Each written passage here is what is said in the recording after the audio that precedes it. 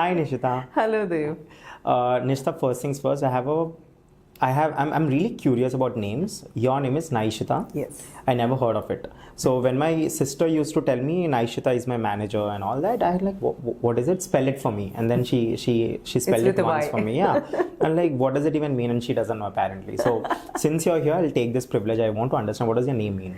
Okay. So with me, everything has a story attached to it. Right. So I'm a Hindu. So when you're born in a Hindu family, this, according to the nakshatra you're born on, so they'll be given a few initials.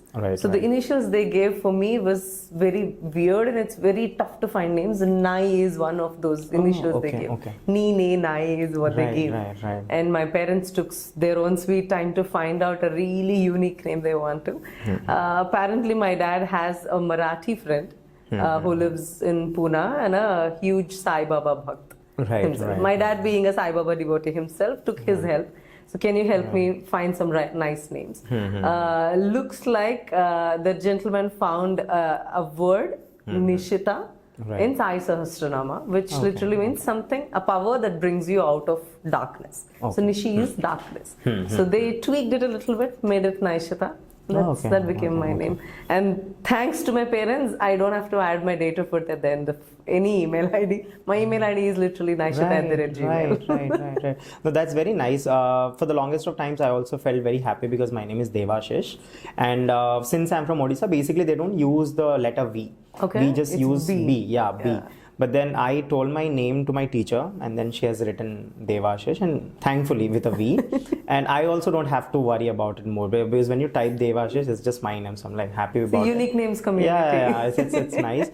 But at the same time, kudos to your father that he trusted a Marathi friend of yours. I wouldn't trust my Marathi friend. I never trust. If it's my daughter, I would never go. No Marathis. It's a very isolated Marathi friend we're talking about. Right. But having said that, Nyshitha, what qualities from your name do you derive? Because we all know that when there's a name associated to you find meanings to it, and then you start believing you are. Let's say you're Rani, and feel like you're a queen. My name is Dev. I still remember I used to write at the back of my books that I'm God, which is very arrogant. I'm not, but I used to do that. But then what did you derive from your name, and how did it impactful? It makes me think the statement. Maybe that is why I have this pressure of coming up with plan B. Just the other day my team was telling me, how do you always have a plan B? Because I start with an assumption plan A is gonna doom. So I'm always ready with plan B. Probably the meaning of something brings you out of darkness, so I'm always assuming no matter darkness. What, no I'm always ready with a plan B. That's how. It's very interesting because I believe your career paths also have plan A and plan B. I did not, trust me. When I started, I thought my plan A to Z is all fashion design. But then I realized there are multiple doors open for me. Right. I was talking to my friend and I told that we should open this best dressed, like Coffee with Karan. They do this, right? The best dressed and all at the end of the session. I wanted to do that, but now I think I have a winner already. Right, but then I want to understand that you are so good at fashion yourself. I'm very bad at it. Very evident. I wear the same hoodie every time. I have to work on that. So that's a statement on its own. Right, it is. See, only you can tell me, right? But then I want to understand, when you have so much, and it shows, right, in terms of fashion, in terms of the right colors, etc. My sister told me you should ask her what color should you paint your walls with. Also, just ask in a very friendly manner, and she'll tell you. This is what she told, and she sent me, prepped and prepared, and sent me. So I want to understand, why did you have? I mean, you went into it. I understand the career, fashion, but then why did you stop it?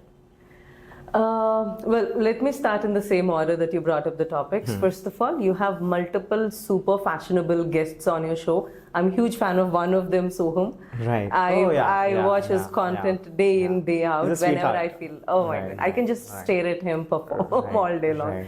And second of all, all your interiors and your exteriors, we can make it as a fun pet project. We can work on that as long as you are interested in that. And coming to my fashion, see, it started from a very young age, right? So my mom was a teacher by profession, but she's so good at tailoring. So I never saw her hire a tailor for any of her personal projects, right? And I've been seeing her sewing her own clothes right from my childhood. And my dad used to be a brilliant artist. So like he used to draw pictures like as if he's been tracing it out of a butter paper. I think it's the combination of two skillful people at home. I eventually started loving the craft of designing things, making crafts, handicrafts, paintings, and things like that.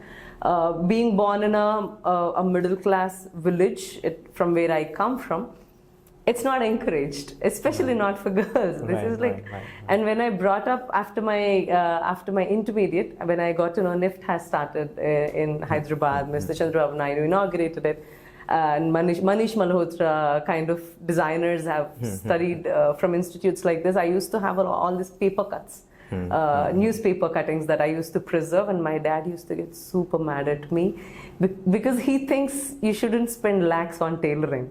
Mom can teach it to you for free. Right. So, but it becomes an obsession, right? When you love something at a very young age, it becomes an obsession with time. But me and my dad had a deal. I finished my graduation and then I can do anything. So for him, I did a BSc Computer Science. Fair enough. Then I came to Hyderabad and I struggled. Where were you born and brought up though? It's a coastal part of Andhra Pradesh. There is this village called Visanapeta. Used to be then Krishna district, now NTR district. It's a very small village. So usually I keep changing the radius depending on their familiarity of the area. If someone knows the place Visanapeta, I tell them that. Otherwise I say Nujvidu. If someone is familiar with fertilizers or mangoes, if they can't recognize it, I say straight Vijayawada. Although it is 60 kilometers away from my place. No, it's near Guntur. I mean, between Guntur and Vijayawada. No, I think I travel a lot. It's on the way. It's on the way. Yeah, I've seen it.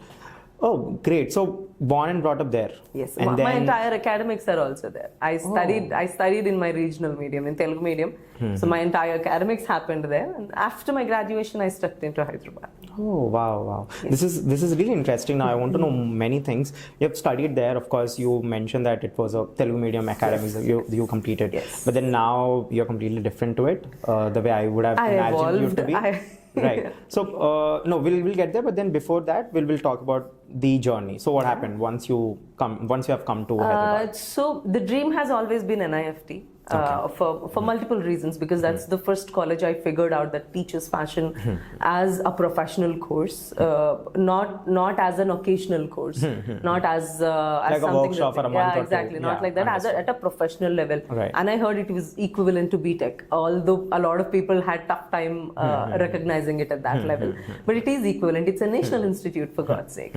So I came here with that obsession and I gave my exams. So I had no training. Just like BTech, it also provides you short-term coaching, long-term coaching. There is a series of entrance exams that you have to give to be an NIFTian. Right. So I gave the exams, I came here, and then the shocker is the fees. The deal was to let me do it, not that he will fund me do it. Right. So for a person to do it on their own, it was not easy at all. So then I had to take a quick deroute. I joined this institute called Hamstick. So for time being, I joined fashion design diploma. While doing that, I had to fund my own expenses, so I started doing small jobs. Like I said, I couldn't speak English, I couldn't understand Hindi. The only thing I can speak is Telugu, and it was not very useful for me in job pursuit, especially for your first job. So the only thing I know was typing, so I joined as a data entry operator. I used to like DTP operator. So I was doing those jobs while I was studying fashion design. Then I slowly moved up because you have to make money living in a city. You have to pay for your bills, right? Right. So I was surrounded by people who are very encouraging at every given point of time, along with people who are slightly discouraging and challenging also. But the nicer people helped me realize that I have to improve my skills to have to make more money. So it was not a hunger for anything else except for the actual literal hunger. So I started picking up my language skills. I started understanding the language better because I realized that will open better doors for me. And it truly did. From data entry to I moved to a front office executive because I can speak to people better. And then I joined local call centers. a small bump, BPOs, international call centers. And all the while I was funding my college on the side, although I had to discontinue it for same financial struggles. After that, I joined, after my design academic pursuit, I joined brands. Some American luxury brands. I joined them as a fashion consultant. I was working with them as sales and designing these things. I worked with designers. I worked with e-commerce, and yeah, just became a journey. I want to understand your mindset back then when you were switching jobs. Yes. What was your priority when you were switching Money. jobs? Because of course, right? because when you don't have privileges, you wouldn't necessarily see the profile of a job, and you just make sure that you get into it and all. But then I want to understand, did you have this thought of maybe I'm betraying myself kind of a thing inside? Or was it like I'm achieving something? No, achieving. Now when I turn around and see, I'm super proud of that girl. But when I was going through the journey, I did not have time to stop and think and assess my journey or anything. Right. In fact, a lot of HRs used to reject my profile because there's no stability. Because I was changing jobs consistently, and they saw instability there. But only I know I have to change, otherwise I'll be stuck in the same role with the same money. I have to make more money because my dreams are costly. So yeah, my biggest motivator was money, for sure. So I was only thinking, what else can I learn to land a better job that would pay me better? Now that I see, I've changed my pay scale gradually, but on the way, my byproduct is I've also acquired multiple skills. So starting with language, to selling skills, to people skills, and to writing skills and marketing, everything is a byproduct. Now that became my main USP. Right. The other day I was seeing Harvard, they've just launched a new course where they're teaching skills in multidisciplinary orders, right? And now that I go back into our times where we all come from middle class families, I believe that we already have acquired that, right? Or on our way to whatever we are doing as of now. Necessity is the mother of invention. So we invent us, and we have to reinvent ourselves multiple times. You gotta do what you gotta do. Right. But seeing you now, I really can't believe to the story. I thought with a mindset that okay, she's coming onto the podcast. She's a director of marketing at a new startup, and she's amazing. I've seen the work. She has jumped from fashion to marketing, and now she's doing wonders.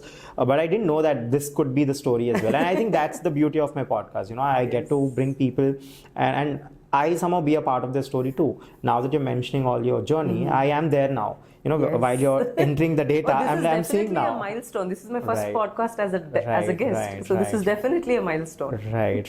But having said that, fashion, you were fine. I mean, when you were, I think, working with Brooks Brothers. Brooks Brothers. So when you're working there, I thought that, okay, she has arrived. She wants to get into fashion. Now she has arrived.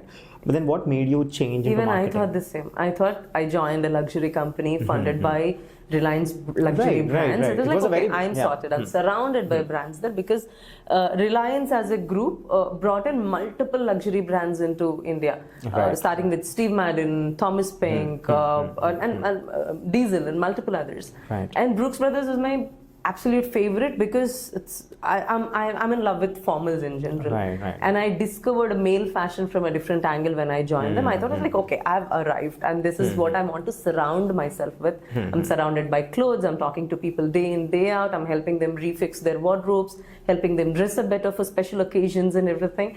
I was so happy. But then here's the thing. You be someone that can speak in the regional language, working for a luxury brands. They doesn't want me to be in purchasing or virtual merchandising. They want me to stay in sales. That was the need of the brand back then. So they insisted that I stay in sales, but I wanted to be somewhere else with the same brand, but in a different role. That didn't align. So my wishes for myself and their need for the brand back then, it didn't align. So I had to step out because I don't want to be a salesperson back then. I don't want to sell clothes because I have to meet a target. I want to do it for a different purpose because, like I said, right from childhood, I know the value of clothing right, or picking the right colors, or wearing the right clothes for the right occasion. So I want to put that to use. But if I'm in sales, I'm always like in the back of the mind, I have to push the bigger item. So I didn't want to choose that Right. I didn't trust myself. It's not the brand's mistake. It was I was not matured enough to handle that pressure. Right. Get it. We'll take a small detour. Yeah. You mentioned that companies like, Reliance, which is like a very giant company, it has brought several other fashion brands and luxury brands as well into India, which is true. But I want to understand, if at all you may help me or enrich me here, how does a giant like Reliance bring this fashion brands into India? Anything that you might add here? How does it happen? Like, what's the process of it? So there are multiple factors involved, but to actually boil it down to one small factor is, if you have to, simple factor is, taxes. Oh, okay. So if it's a digital native brand, it's easy for them to set up everything, like right from operations to paperwork to financial, legal, everything is because it's from here. But if you have to bring some other person here or some other brand here, they'll have to do a lot of paperwork if they have to come independently. Right. That is where nearly no international brand comes to India without backing off a local corporate. Right. So it's a norm. For us, we might not know what's happening in the back end, but most of the time, this is how it is. There's always an Indian company supporting them. It can be, I don't want to take names, but any giant international brand, they're literally Indian brands when they come to India because they produce for India. They're selling to Indians. They basically tailor their entire everything. In forward-facing operations to back-end-facing operations, everything is Indianized. Right. I really deeply respect Reliance and Tata for that matter. Absolutely. Because they have changed the infrastructure of luxury goods and brands completely in India, right? I think they are the pioneers of it. But having said that, if you may, right? As of now, India is getting used to luxury, right? Now, we are arriving as well, right? In terms of a market, we are a very diverse market, and all the products can find their own spaces here. Absolutely. How do you feel, looking at the infrastructure now? Since you've worked in a fashion industry versus now, how do you see? I remember when Zara came to Hyderabad. Forget about India. I think Mumbai I did not know because I lived here at that time. But when Zara came to Hyderabad, I heard multiple people were deeply upset because they want to be exclusive. They were like, these are the statements I'm borrowing from their conversations, right? It was special back then because I was going outside India, buying it, and when I wear it, there is value to it. Now it's here, everyone is going to wear it. Like, there's no value to my exclusive goods because I paid 3 times that money to buy it outside. So there is always two sides of it. And now Zara became very accessible. So does multiple other international brands. They became accessible and slowly they started production in or around India. So the cost also came down. So it became accessible to general youth also. It doesn't, you don't have to be uber rich to be able to afford these brands these days. Just need a little financial discipline for a couple of months. You can even buy a luxury bags that once used to be just in wish list or on wallpapers of girls. So yeah, I think it's important whichever way that they are coming into the country, because in general, India has always been ready for international fashion. If you see, there is this, in my current job, I'm surrounded by stylists. I'm surrounded by people that always talk about fashion trends and stuff. We are having this really lovely banter the other day, and the main theme of the conversation is India already has international fashion. If you see, your shoes are from somewhere, your watches are from somewhere, your clothing style is from somewhere, and the clothing is from somewhere. On top of at least 25 to 40 our own styles, fabrics that are born in India, styles that are born indigenous, in India. It's ours. Imagine, just do these multiplications, right? The kind of access we have for fashion. It's numerous, and we are accepting any more new trends that are coming in also. So we have hundreds, if not thousands, of styles that are always keep spinning. The only unfortunate thing is when someone says fashion, we are not the first name that comes up. We should be coming up first. No, you would. Amazing work that you're doing. I'm not revealing it yet because I want to have the conversation going forward. But the problem with accessibility, I want this, since you're a director of marketing as of now, and you've had lots of experience in marketing as well. Me a little. I just want to understand from a brand perspective, how does accessibility affect a brand? It'll only benefit them. It doesn't really impact. Really? See, it's their voluntary decision to come into a country, right? It's not a norm that they have to come into any country. And no brand would step into a country unless and until they see benefit in it, and unless and until they see marketable conditions there, people that are ready to purchase it. They go through multiple angles of analysis, data analysis, right from purchase orders. For example, let's just say any XYZ brand that are otherwise popular, let's say in Singapore, Dubai, or London, that have retail stores there. If they're coming to India, the biggest reason will be because their shoppers there are Indians who are traveling from here, going to those countries and purchasing their goods. That is their biggest cue. Okay, these are the people that are there, can pay this much money to travel to these places and then make shopping. So that is when these guys decide, okay, if we go there, people that doesn't travel can still buy too. Right. So it's always a voluntary decision by the brands. No one is forcing them to come here. Right. They do it because they know we have the fashion literacy that is required to make a choice that we are buying from the brand, and the financial leverage that we can afford to buy those brands. And multiple other reasons, but these are the biggest two reasons that motivates any other brand. And the downside, such as exclusivity?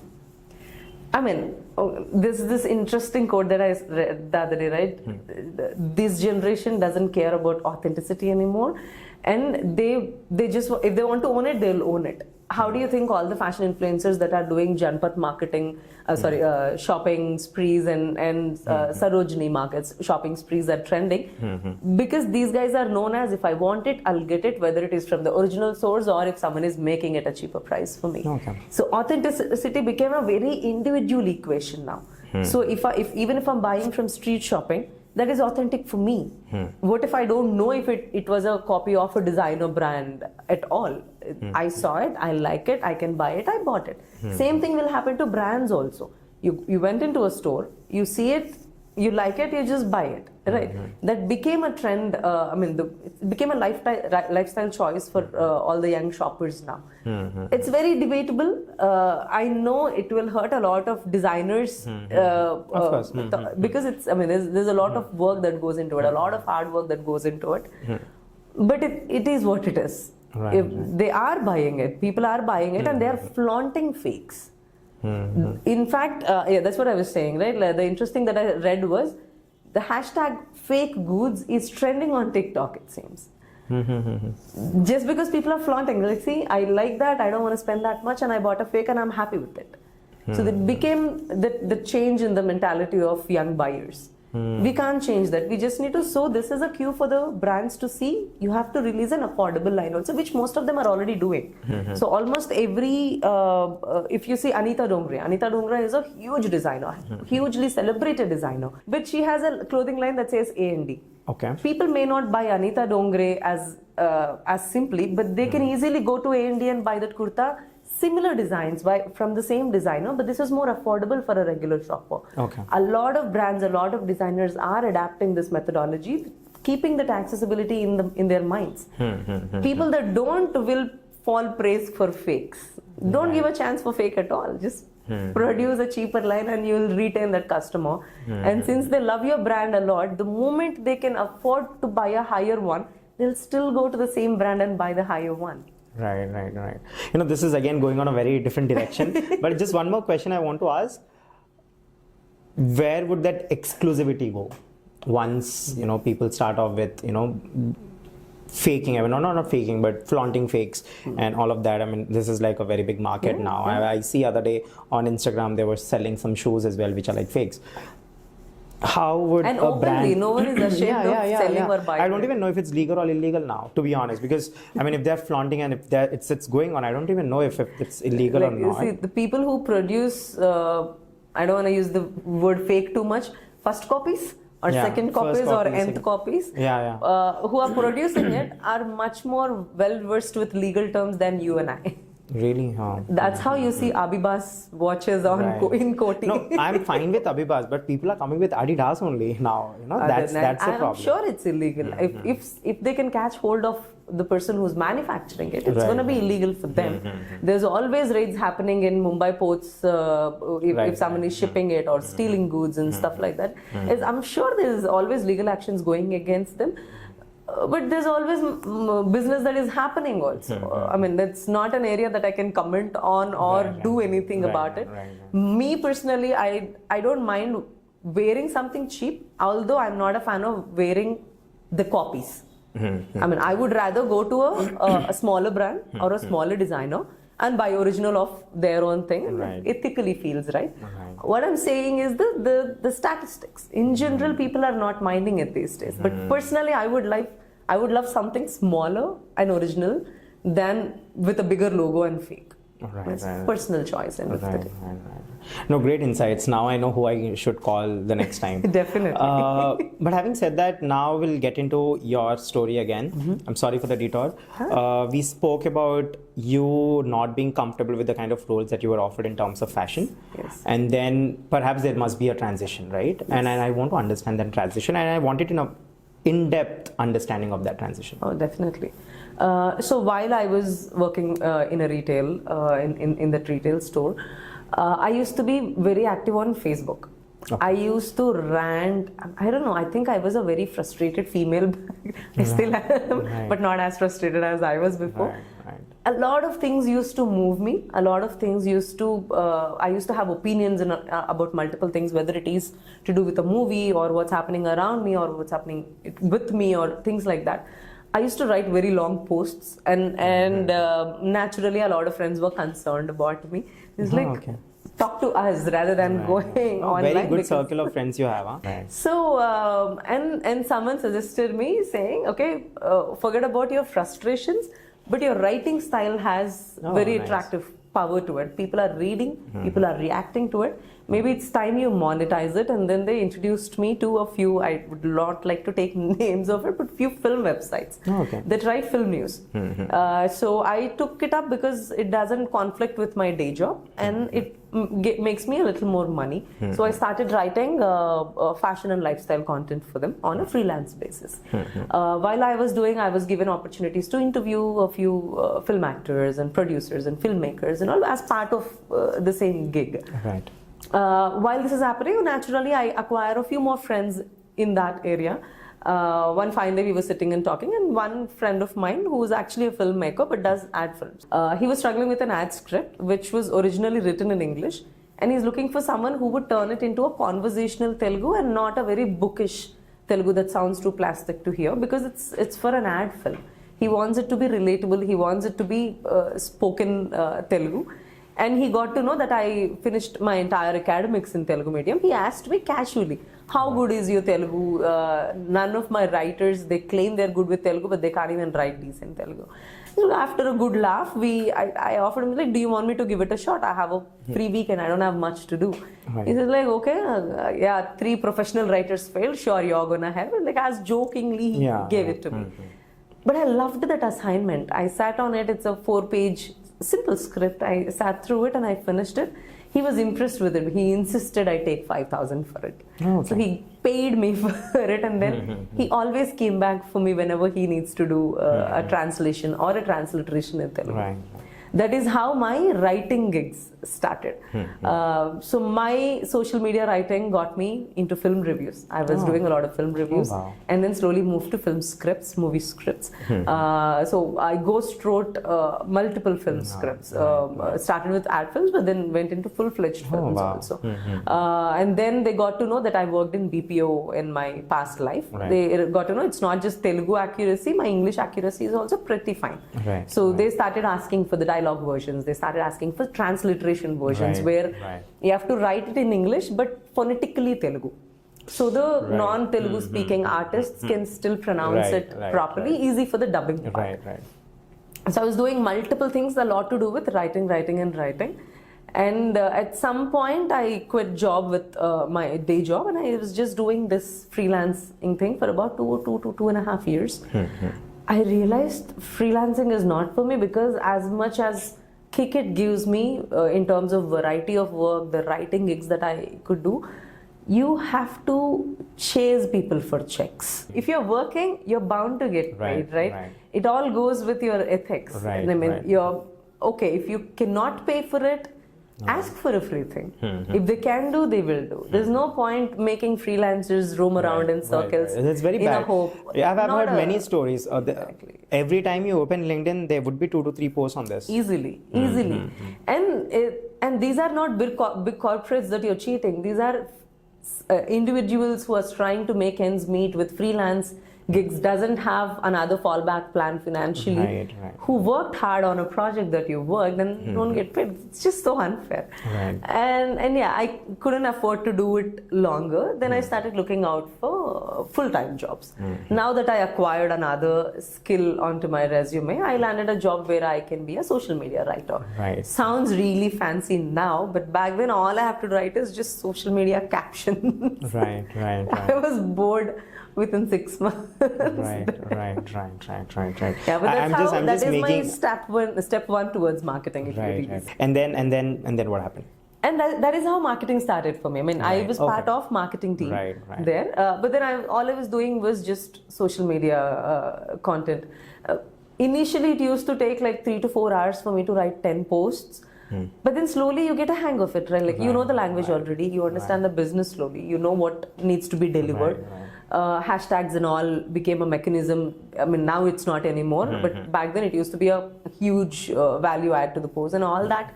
You get a hang of it, and like within 6 months I was done. It's just when I was thinking like, should I move from here? What do I do? Then I was casually browsing through their website. I saw some typos. I don't know. See, when you learn a language on your own with your interest, you become a Nazi. I know bad word to use, but you do become a grammar Nazi with time. And I casually started making a list of all the mistakes that are there, like syntax errors or typos or contextual errors and all that, or better lines that can has scope for copy lines and all. I made a list out of all that. And one day I showed it to one of the co-founders. I showed it to him, like, these many typos are there in our own website. How do you do SEO for it? And then, cut to, he made me the web content writer. He's like, okay, good job finding all the mistakes, now fix it. So that's how, that is how, like, the pattern has always been the same for me. Whether it is to do with styling or fashion design, whether it is to do with writing and marketing, you have to learn a new skill. Sometimes it is to earn a little more money, sometimes it is to earn a little more respect. But most of the time it is to earn something. You have to acquire new skill, and that never changed. You know, this is going to be one of the motivational reels that I usually post. This one, yet to come. How did you learn all those skills? Because you have had a very tight financial resources with you, and of course you were working as well at a company, and then you might probably not have that much time to put in and learn completely a new skill, like take a course and all that. Keeping time and money in budget or in constraints, I want to understand, how did you learn the skills? How did you acquire? And trust me, the skills, it is showing now, I mean, tremendous way. So I want to understand, how could someone who has no marketing knowledge back then is now a director of marketing? Definitely. So with all my teammates, whoever I hire or whoever that worked with me, I say this formula that worked for me. I asked them to build their own formulas, but to start from here. Don't shy away from doing works for free. Do your day job, do your thing, earn your money. But the moment you see even half an hour, even 1 hour that you have in hand, and if you see someone struggling with something that you can do, you have, see, ability is not skill. To be able to do it doesn't have to convert into skill, but do it consistently well enough, it turns into a skill. So if you can offer help, do offer. If someone is asking you, if they recognize it first before you do, say thanks and then offer your skills. So do it for free, consistently, multiple times, again and again, until you get good enough to ask for money. At some point, you're gonna get good enough there. Don't curse the person if they're asking you for free, to do it for free.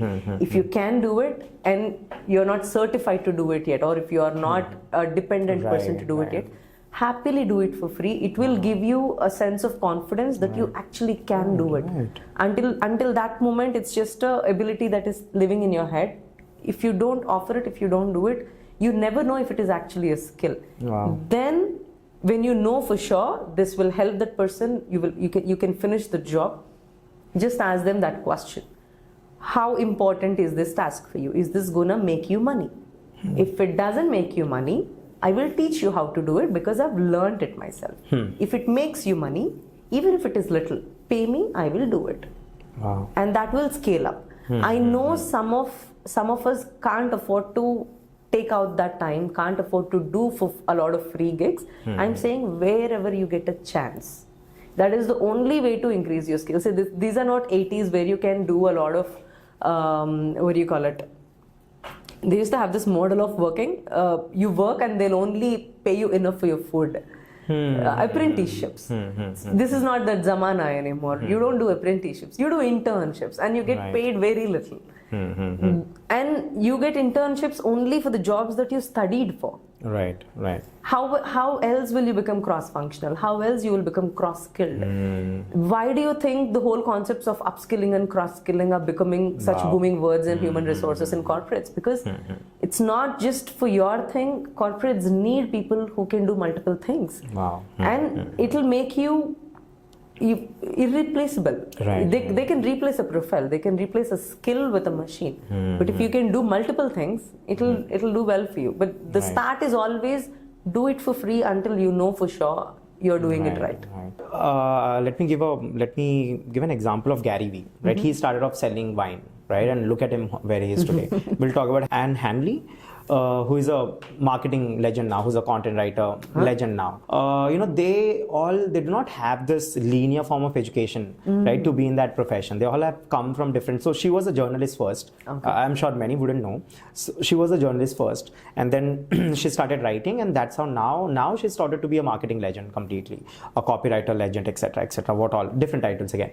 So I believe that somehow non-linear education such as yours is actually doing wonders in terms of delivering. Right, when we talk about the deliverables of objects that is actually needed, I think there non-linear education performs well. But I want to understand your take on it. What's linear form of education versus a non-linear form of accumulation of skills? I may not be the right one to comment on academic systems. I don't want to say it fails you all the time because so mine was irrelevant academics. Mine is not a failed academics. I cracked this joke a lot. I worked in IT for 9 to 10 years now in IT corporates. I'm a BSc Computer Science. It's natural for people to understand that I understand programming. I studied C, C++, VC++ as part of my academics, but I don't know a word beyond STD, I would argue. Because we used to literally by heart the program lines. I did not touch the computer until my second year BSc Computer Science. In the first year Computer Science, I passed by literally by hearting those programs. But again, I am from a different part of the world. I am from a small village, and this is how academics were back then. Now I see a lot of positive changes are happening. I saw books, I don't know if I should be proud or scared. I saw books programming for preschoolers. These are the books I see, and I am someone who touched a real computer in my second year of BSc Computer Science. This is huge cultural shift for me throughout. Every single thing has been new for me, exciting for me. But again, coming to the education part, right? I don't think anything can fail you if you truly learn it. It may not give you a ways to earn immediately. It may not give you a gateway towards career immediately. But if you learn something, it will always come handy at some point or the other. I've studied in government schools throughout. I'm from ZPHs. I used to, I mean, it'll be wrong things to say, but I used to curse my parents a lot. I was like, why didn't you send me to a private school? Why didn't you send me to English medium schools? But you know what? I can easily relate with people just because I have more relatable stories to tell. And I earned half my writing gigs because I'm fluent in Telugu. Not because I'm good with English. Most of my writing gigs, they pay me great amount because my accuracy in Telugu is really good. So I should be thankful to my parents. All those taunts that I made to my mom for not sending me English medium school, thank God, because I met multiple English medium academics who neither can write in Telugu nor can speak decent English. So it all depends on how you take it, and rest of the factors also weigh in a lot in your the way you are brought up. If you're being empowered to learn more languages, if you're being empowered with people skills, are you being trained to have good conversations, to understand people and all that? Maybe unknowingly we are acquiring it with the surroundings more than the schools and colleges. But again, maybe what you say is true for professional courses, because in general, till +2, it's all basic academics, and that will have an impact on you whether or not you're studying in a fancy school or a normal school. But when you're joining a professional college, you're joining there after +2, when you're matured enough to choose your career path. They are supposed to be looking into their curriculums, because you're supposed to get them ready for the real world. I never did an MBA. But a lot of my teammates did. And multiple times they come back and say, you know what, I heard this concept, but this is not how I learned it in college.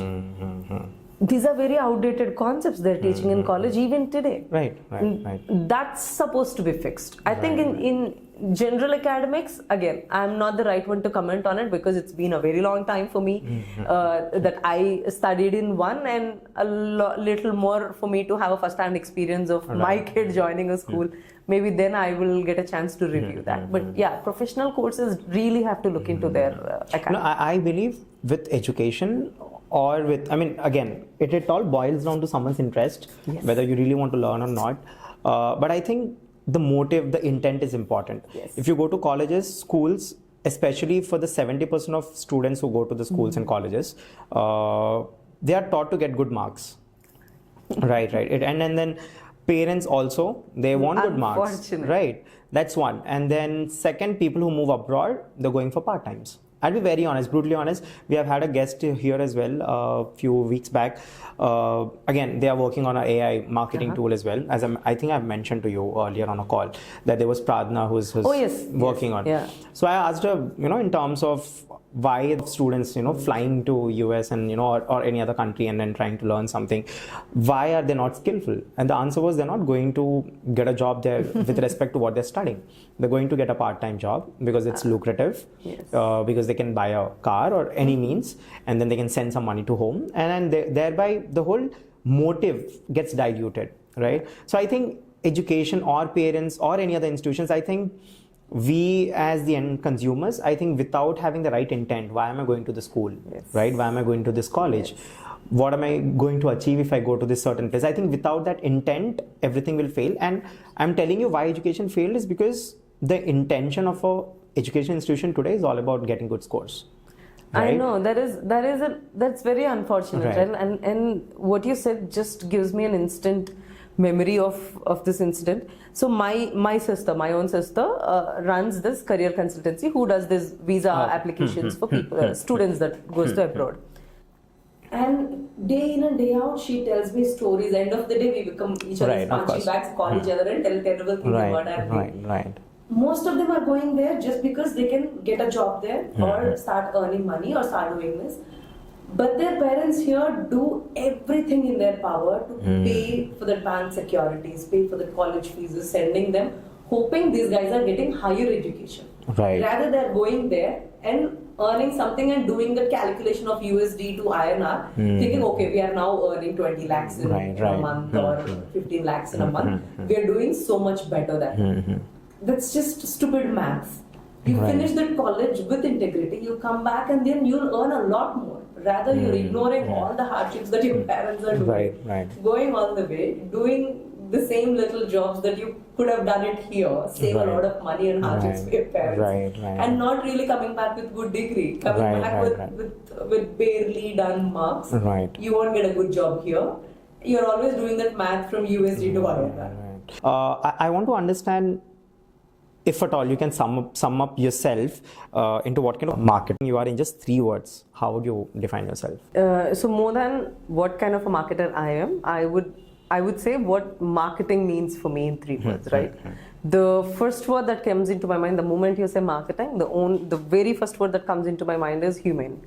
So your marketing has to be human, irrespective whether you're working in B2B or B2C, it doesn't matter. It has to be human first. And your second part of marketing has to be relevance. So you have to sound relevant. You have to talk to the relevant people. But it goes right from your ideation, from your thought process to your objective division to your copy line and everything else. It has to be relevant to who you want to talk to. And the third one always has to be insightful. So there is an old saying about marketing that some of our seniors keep saying it to tease us is, if you can't convince, confuse. That's how marketing is. Right. I don't know if it was right in some generation. It truly is not right for my generation and definitely can't work for the next upcoming generations. Right. The customers, clients and users today doesn't want to get confused. If any brand or their messaging is confusing them, they'll immediately turn their heads away from that. Right. So it's important for us to be insightful than being confusing. So be very clear about what you're selling. Be very clear about what are you saying. What do you want them to do? What your CTAs are. Don't leave anything for a guesswork. So yeah, so my 3 words will always be human, be relatable, and be insightful. Right. Since you've mentioned this, I want to understand, does this apply for both B2B and B2C marketing? Absolutely applies for B2B and B2C. In fact, B2B more than B2C if you ask me. Really? Because I was about to ask how does high. this... Okay. The stakes are high. See, your product value is higher. The money that you're putting into that campaign is higher. Right. The money you would earn if the campaign is successful is higher. So, B2C is wider. The game is exciting. It was in my wish list for a very long time to work in B2C. Right. Because in B2B you talk to fewer people. You talk to niche-centric people. You're talking to people from same industry. You're talking about same technical challenges every single day. You're offering solutions for same business challenges every single day. But B2C is a little more fluid in terms of messaging. So you get to experiment with channels. You get to experiment with messaging. You get to experiment with the methods of marketing. But staying human, staying relevant, or staying insightful doesn't change. Only your strategy changes, the tools you are using. Maybe here you will run more ads on LinkedIn, there you run more ads on Meta. Or these kind of things would change. But end of the day, marketing is marketing. You're trying to educate someone, engage them, make them be interested in your product. And eventually when they need such product, you hope they consider your brand. Right. This is being very contrary to what I thought, because I've met lots of B2B business owners, CIOs, CXOs, CEOs, and somehow they don't give much heed to marketing. I'll be very honest, right? They go on for partnership end, they go on to different ends, but then they don't usually focus much on the marketing aspect of it. I've asked a few of these people as well in the past, and I've told them, what kind of percentage do you also spend in terms of your marketing? And rarely not an impressive not an impressive answer. But then there was again this company Slack, who, as I mentioned before also, Slack is now, Amazon is now working with Slack. They have used Slack as their major communication tool as of now, and they are all over the place. They're everywhere in terms of marketing. Someone like me who's not their niche audience or target audience, even I could enjoy their content. Is it a need as of now that B2B also have to cater to a wider audience, or how does it help? I just want to understand in terms of ROI, in terms of marketing, how does it going to impact? So same goes back to the same 3 points I mentioned, right? You like them, although you're not a corporate thing as of now. As an individual who's interested in technology and tools, you still enjoy their content, right? It may not be true for every B2B corporate. Let's say if someone is building a cloud platform, they don't need to be relevant for you. You don't necessarily have to enjoy their content. But if you, for whatever reason, if you land on their page, it made you scroll twice just because it's teaching you something, or just because it is telling some story that you can relate with, or for whatever reason. The job is half done, because tomorrow, whether you become an influencer in a company who can influence a business decision by the CIO, or if you become a business owner yourself and have to make that business decision yourself, you're going to choose that because it made an impact in your head. So there is relevance, engagement, right. And it stayed with you because it's human in terms of language. It is not too much of jazz words, it's not too much of keywords, and all that. Now coming to the people that you heard that did not give a lot of weightage to marketing as a function, must have been, I'm guessing, small to medium enterprises, right? Medium-sized IT companies. It's absolutely true, because I've been part of a lot of medium-sized, mid-sized IT corporates. They don't speak a lot about marketing, or they don't give a lot of time for marketing. They don't invest a lot of effort in marketing, majorly because marketing doesn't make them money. Marketing is a cost center. A lot of marketers, I feel you. So we are a cost center. We don't make them money. All these developers, testers, architects, these are billable resources for them. You hire so many of them, you can earn on their name. You can earn from their work. Understood. But those 10-15 people that you hire in the name of marketing will keep spending your money. So of course they're not keen on having more people to it, because it's just budget end of the day. But those who really understand what marketing can do for you, how it can, and again, the same people will not be so against sales. Although both are support teams, both are doing very interlinked job. They're so in love with sales and not very excited when they have to allot budgets for marketing. Those are the people who probably doesn't understand the power of marketing just yet. But those who understand what marketing do for them will know how to take advantage out of this function.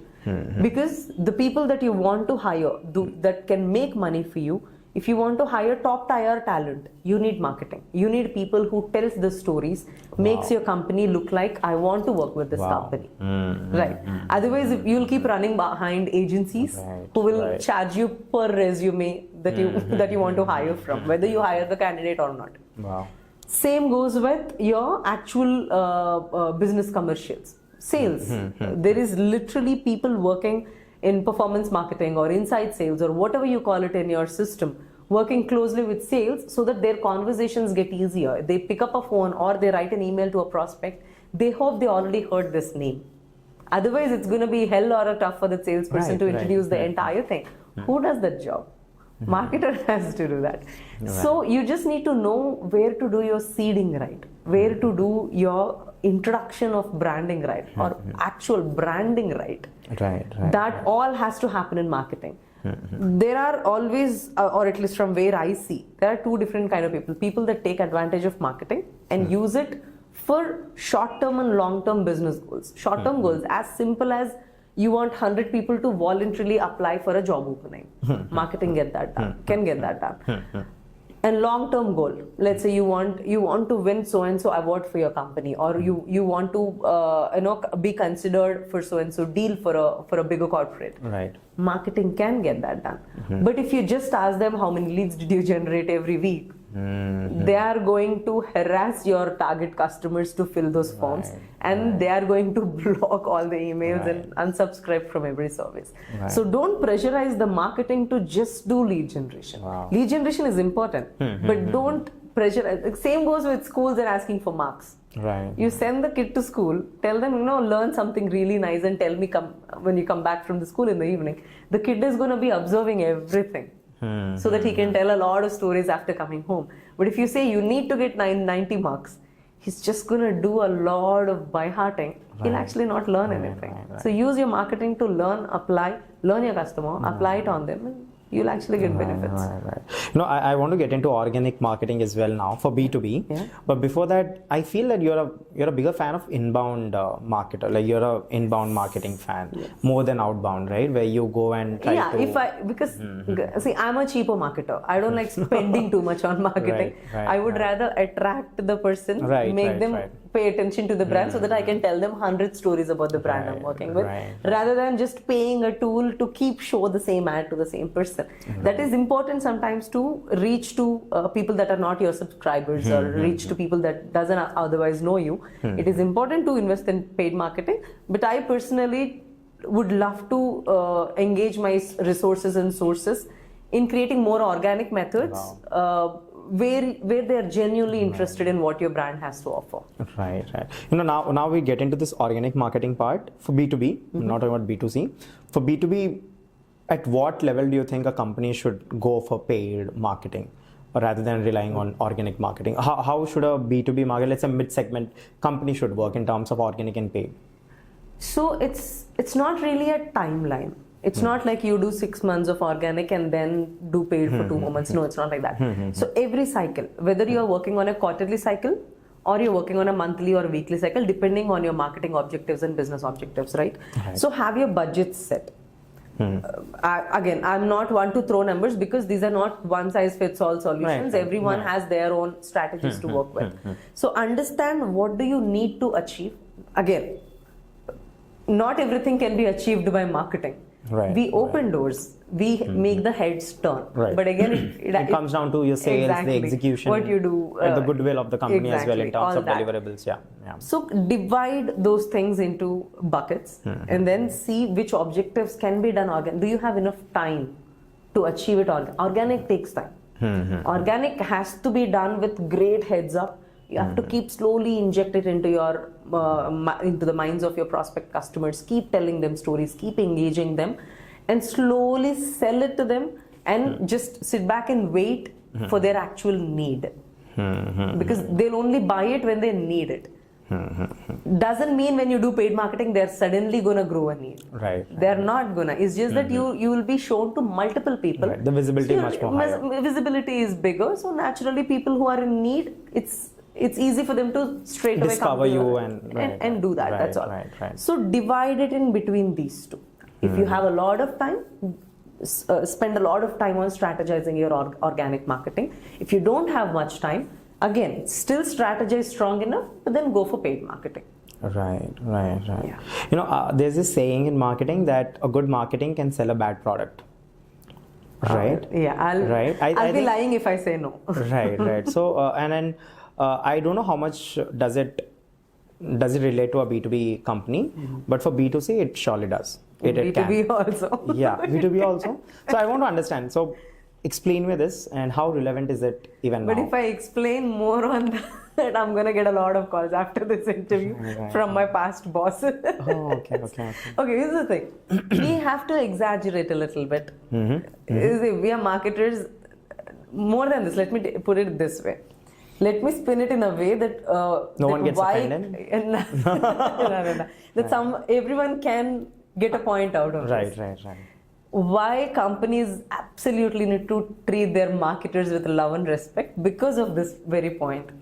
If the marketer is genuinely in love with your company, they will turn blind to your flaws. They'll only talk about the positives. They'll only create stories around the positives of their product and do everything in their will and wish to hide the flaws and sell it.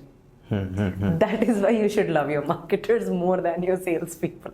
And we've done it multiple times as teams. They have to, and you see, you have to genuinely fall in love with that brand. You have to genuinely fall in love with that product. Then of course, like it's the same. When I say human, that is what we do as humans. If you love a person, you will do anything and everything to hide their flaws when you're talking about that person to a third unknown person, right? That is what marketing does. There is no rocket science in it. It's all psychology. It's all human nature. It's all like, it's just very natural thing to do. You want to be talked good about, and you're hiring a team to do that. Whether you're doing digitally or physically, online, offline, it all boils down to the same thing. You can sell a bad product, but again, subjective. What do you mean bad product? But yeah, you can sell a not so great product saying it is a great product. You know, if you can give an example of a bad product that not necessarily you have sold it or you have marketed it, but any examples in the past few companies which have marketed, like, you know, onto that level but then delivered not so good. Well, okay, now I have to really think about that.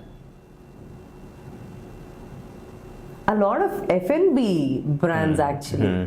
I don't want to take names. You know, that's why I asked. When I say an international F&B brand, that people went gaga over it 6 years ago when it came to Hyderabad. I'm recollecting.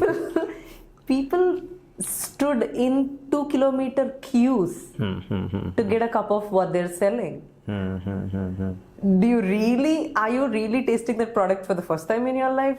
Right. We have regions and regions of geographical locations who has that crop. We've been having that beverage. Is it coffee or tea? It is coffee. Right, of course. Right. So yeah, I'm not saying it's a bad product. All I'm saying is it's not that. It's not like, something that you're suddenly having it. Right. But the marketing created the buzz that it felt like once in a life. Like, I mean, the brand came to India. It's going to stay there. The shop is going to stay there for a very long time. You don't really have to stand in 2-kilometer lines. You come tomorrow, it's still there. Why did they feel the need to have it that day? Suddenly. Right. It's the brand. And branding is not a separate subject. It's part of marketing. Right.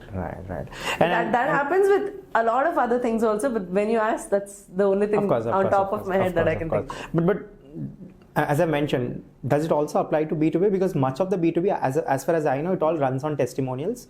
It all runs on feedback. But I want to understand. It sounds like that, but trust me, reviews and testimonials stopped working a while ago.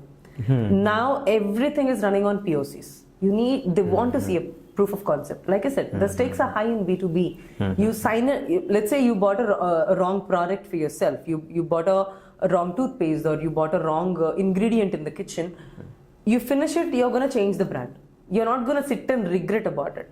But if a business bought a wrong product, that can snowball the whole effect, right? It can ruin your data, it can ruin the architecture you built, it can ruin the infrastructure you built. It can affect you in multiple ways, if not worse, right? So they don't just blindly buy it because their friend from a different company bought it. They're not going to do that. They are always asking for POCs. They always ask, build a mini version of it, just deploy it in this little low stake environment. If it is working, then I'll consider it. They always ask for proof of concept. You can't manipulate a proof of concept. You can bring them to the table, and rest is execution. So it's much towards the B2C end. The phrase is much towards B2C. It can happen in B2C. Like I said, you can sell it there, but they'll cancel it faster. They'll cancel it bigger. Wow. I can tell them this is magic. I'll give you 99% of accuracy with this so-and-so tool and everything. And they finally ask for a POC when you can't deliver beyond 70 or 75%. Of course, you're gonna fall flat on your face. Right. But for us, it's still a sell. I mean, from marketing perspective, it's still a marketing qualified lead. Right. You couldn't turn it into a sale. Right. Cool. So now we'll get into B2C. Yes. Right. And you really wanted to work in a B2C company for a very long time. But before that, I want to understand your experience working with a B2B company. How was it? Because you have been long-term associated with B2B companies. It has been extremely empowering. Okay. Because when I joined the B2B journey, when it started as a marketer, it intimidated me every moment. Each time I changed the job, each time I joined a new company, started working with a new team, it has always been intimidating because the world of technology became huge. Each IT company at least works, even if it is the smallest company, they at least have 4 or 5 different projects going on. All of them are working on something that you and I as general digital users would use 5 years from now or 2 years from now. They're working on it now. So you look at it, you try to understand that architecture, you try to understand the technology they're using or tailoring together, blows your mind. And the more you learn about it, you feel like, okay, I know a lot about where the world is going to go and everything like that, right? And you're surrounded by engineers. Right. For a very long time, I thought engineers are very boring people. They will not have much to talk about. They're very introverts, geeks, that and all. But the moment they start opening up to you, they start explaining what they're working on, intelligence just flows. I love being around engineers now. I love asking them random questions. Is this the reason why you married an engineer? I think so. Okay. But yeah, you can ask them a lot. You can ask them about anything. See, first of all, getting them to open up about what they're working on is very tough. They love doing it. They don't like talking about it. But if you earn their trust that I really want to listen about what you're doing, the moment they start opening up about, they become Chandramukhis.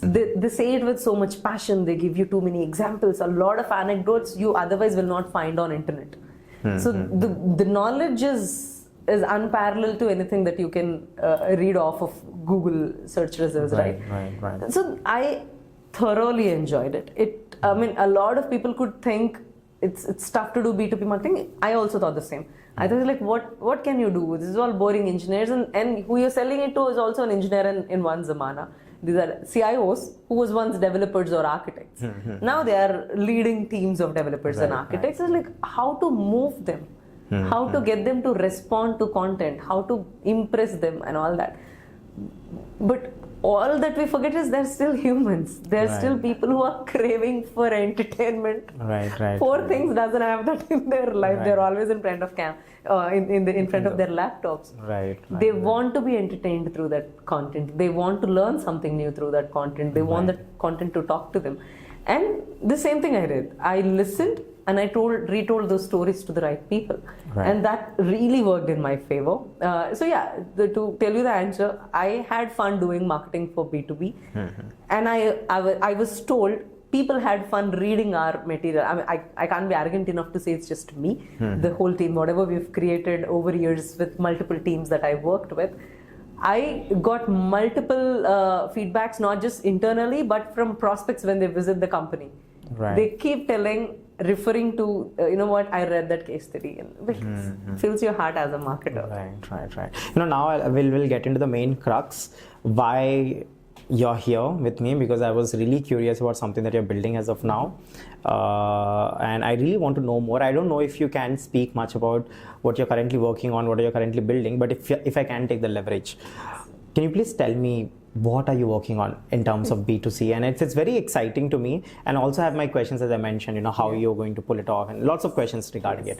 But yeah, please introduce it to me. Definitely. Okay, so I am currently enjoying what you could call a full circle moment in life. I started my employment journey in Hyderabad, or my adulthood in Hyderabad, hoping to be a fashion designer, hoping to live in the world of fashion. But then life threw me in a different direction, which I don't regret. At every phase of it, I had a kick of working at all the verticals that I've been part of. But that little regret is like, if only I had a few more years in fashion, if only I could do something in that vertical or that industry. This is my opportunity to see that happen. So currently I'm working with a tech company that's called Stylz, the Z. We are building a mobile application. I will reveal a few details of it because the app is not launched yet. Please. It's going to be launched very soon. I will come back hopefully with a lot more exciting material that we can talk about it. But what excited me with Stylz is, one, it has to do with fashion. Everything has to do about this is fashion. It's an AI styling application. But it's an application that can read through your personality through your clothes. So it can understand you truly. Even if you give a couple of options to any AI tool that is there, that has a conversational AI in it these days, it will help you choose based on the trend. Whatever is trending today, it will help you choose. But it will not select it for you. Right. So this app is being trained to do it for you. It will understand that you have a favorite shirt. It will understand you repeated it multiple times. Is it because of an insecurity? Are you concealing a trait, a physical trait of yours, or are you loving using that? Or if you have a life event, or if you have an event that you want to attend to, what do you want to feel when you dressed up for it? Not just how to dress up for it. How to dress up for it, we know what we want to wear when we go to a wedding. We know what we want to wear when we go for a meeting. But you go to a wedding, you want to feel included. Or if you go to a meeting, you want to be taken seriously. End of the day, it's to you. It's up to you. But clothes can help a little bit. I mean, for a very long time, clothes or fashion is taken as a very shallow subject. They think it's a very materialistic thing. People that focus a lot on appearances are shallow and everything. But can we really ignore the fact that clothes can do the job, half the job done? Wow. And this is an attempt to give that accessibility to every user. And that excited me. Plus, it's B2C. Right. My long-term wish list item that I want to try my hands on B2C, because even when I was creating B2B campaigns, I always was drawing inspiration from B2C campaigns because they're more fun, they're more peppy, they're more human, interactive and everything. I think somewhere the line, that's what gave me edge in B2B world. Now I'm in B2C, it's my turn to kind of experiment within this world and see what else can we do. Right. I'm sorry if I'd be sounding more apprehensive. I want to understand, do you think India is ready for this product yet, or this AI tool yet? I think this is high time we have products like this among us. Let me put it this way. We are one of the early civilizations that are there in the world, right? Right. By the time we started learning how to wear clothes or how to live life or have the concept of lifestyle and all, half the world was not even evolved properly. They were probably still making fires using stones. Right. So and from there to a lot of events that happened within the country, or a lot of things that came into the country and went out from the country, we adapted a lot. A lot. I mean, if we want to say, if we want to play victim, we can say we suffered a lot. But again, see it this way: we adapted. We shine through each and every challenge that is thrown to us. Right. And we are never called. We never settled for that victim state. We always shine back. We always create our own mark in the world. Right. Today, there is no other country that has the kind of clothes or the kind of fashion, that kind of lifestyle that we have, as diverse as we have.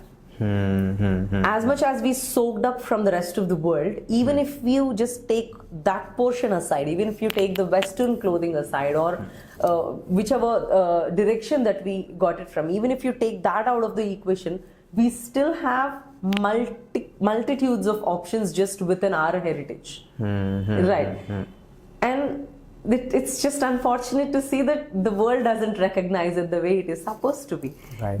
Today, if you say world fashion, we think of Milan, we think of Paris, we think of Washington. Like, what not? New York.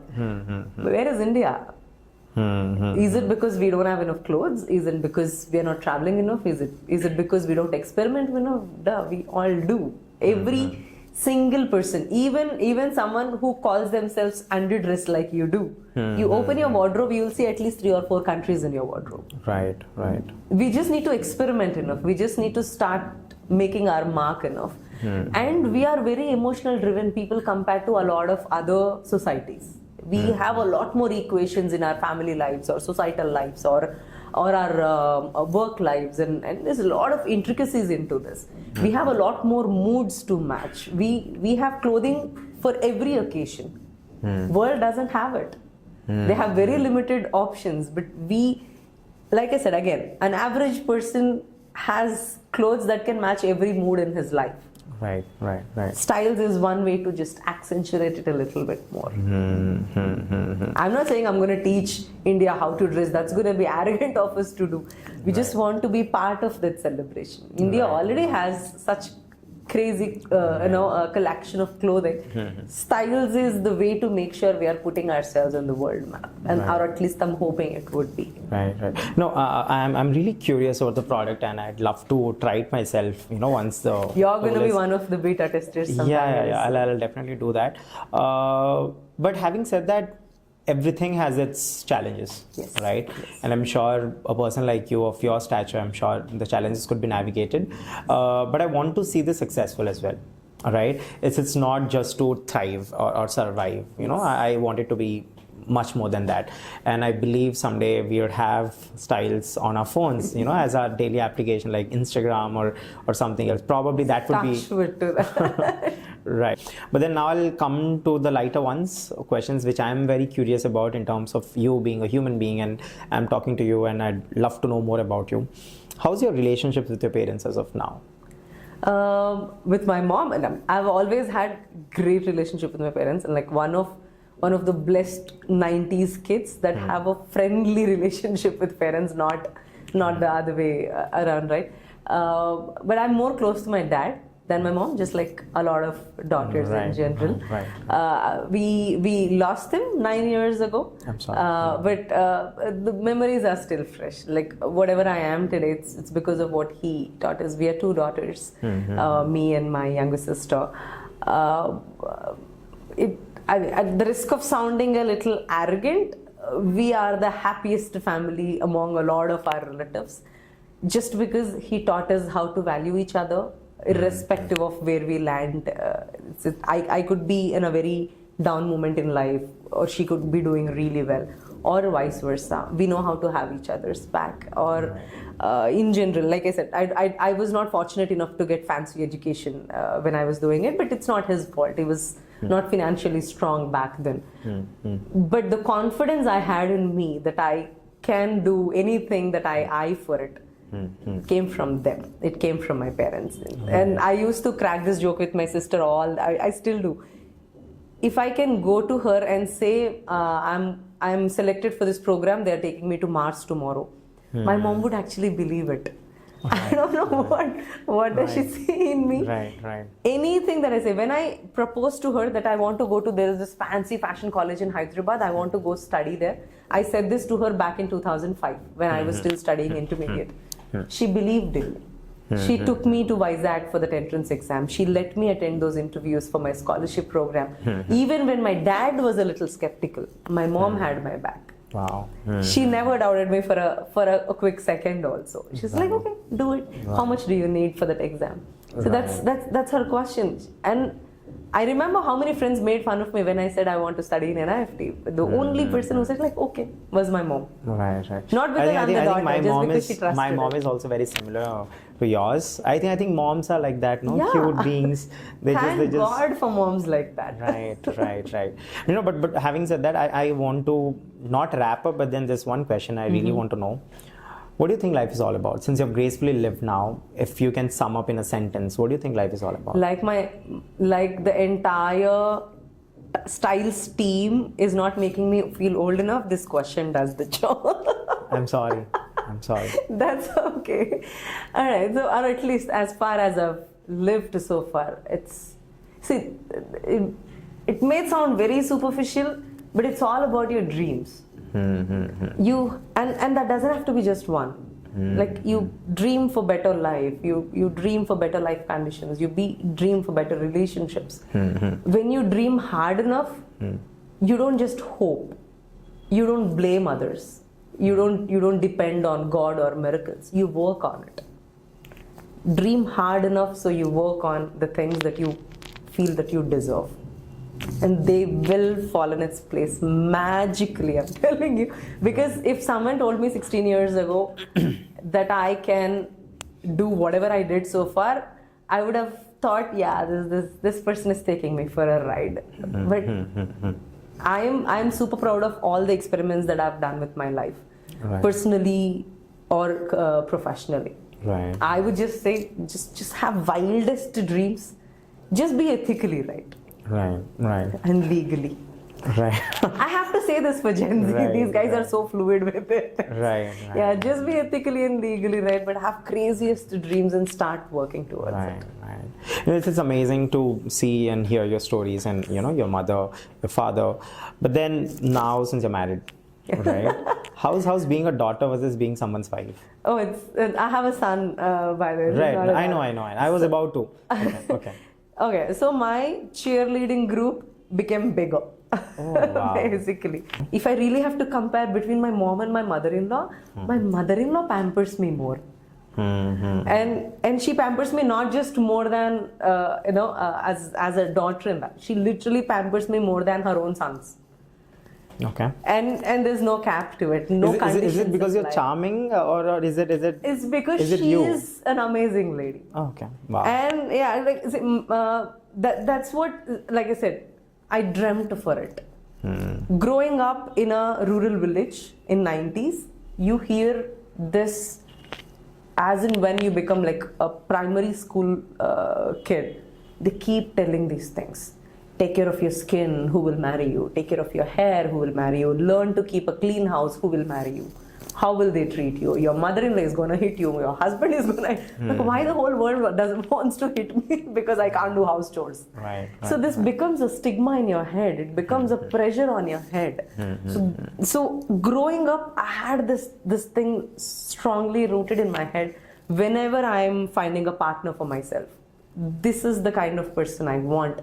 I don't want a perfect guy. There's no perfect person in the world. But someone who's human enough to understand both of you have dreams. So I think maybe I wished for it strong enough. I found the whole family who has the similar mindset. This is a very generic question that every 90s girl must have faced. Like the moment you say you're about to get married, I don't know, how was it normal back in my day? The immediate question that you hear from your colleagues is, are you going to work after? Gladly, no one asked me that. Right. Not even my own mother-in-law. I can't believe I'm about to say thanks for that, but my thanks will not just end for that little factor. All the women in my life are super strong. My sister, my mom, my mother-in-law.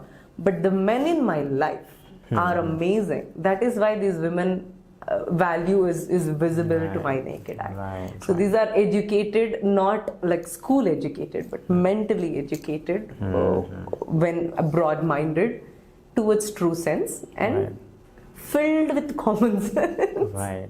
So I'm able to do everything that I can. I never took a maternity break. I did not want to talk about this before I came into the interview. That is why I didn't even mention it. But now that you asked me this question, I feel the compulsion to talk about it.